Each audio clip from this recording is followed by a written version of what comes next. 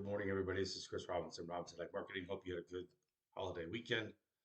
I'm a little bit depressed. My Steelers are just completely falling out of bed. On the flip side, I got the Bears here, 9-3. So got at least I have one team to root for. All right, guys. Sunday night, this wouldn't really call it a sea of red, but certainly nothing exciting. Um, March corn down 2.25 cents, 4.55 1/2. Jam beans down 4.25 cents with another a 10 cent range overnight, 32 to 42.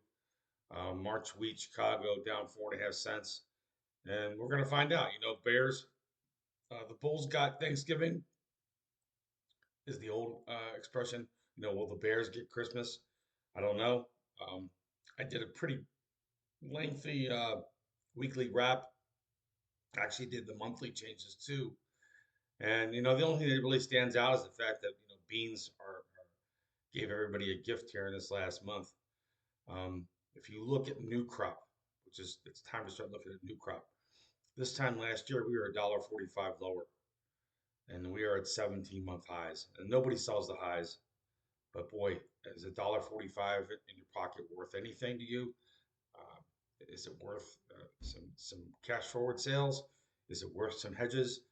At least until the end of January, I would use February options, February dated options. They protect till the third week in January. Why is that important? Well, we get a January 10th USDA report, which I hope it's bullish, but I don't play the game out there with promise me I know what the crystal ball says garbage.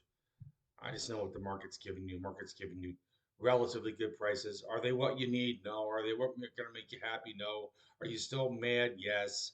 I understand, but from a long-term perspective, 11.21 beans, it's a lot better than $10 beans, worried about beans with a 9 in front of it. And if you look at D's 26 corn, at 466, 470.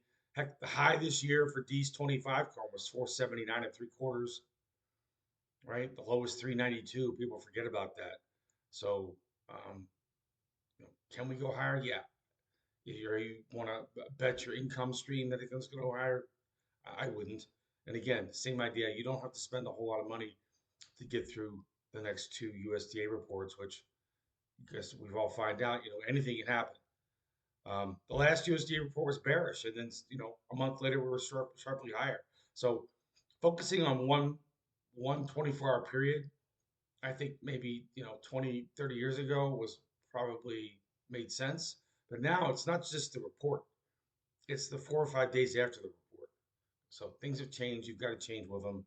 You need to hedge your risk, or you don't. I don't really, at this point, I hate to be um, fatalistic, but if you don't want to hedge it, that's okay. It's fine with me.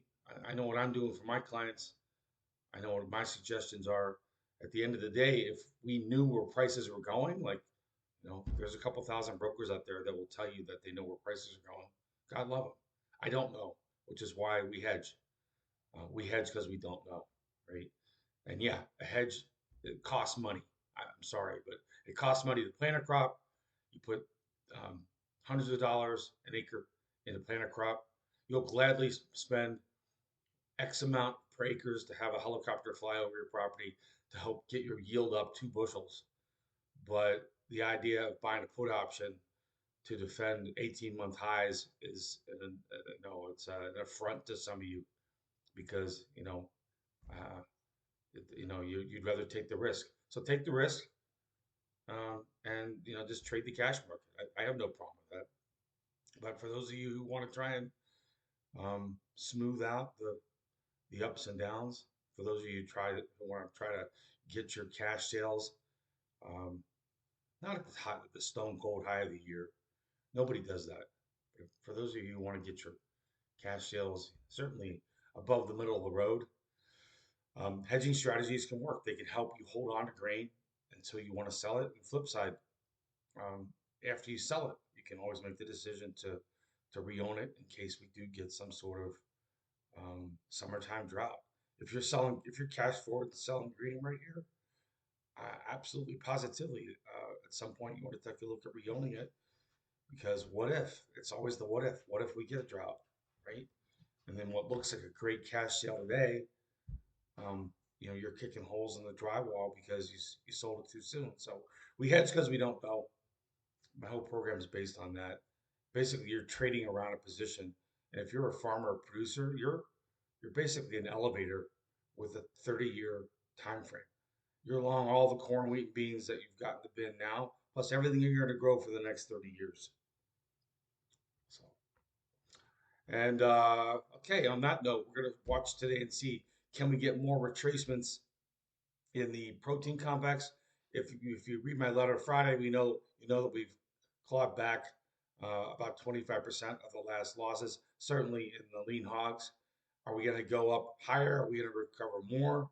We got to remember we just had a $40 or $50 break in fat cattle. We had an $85 break in feeder cattle.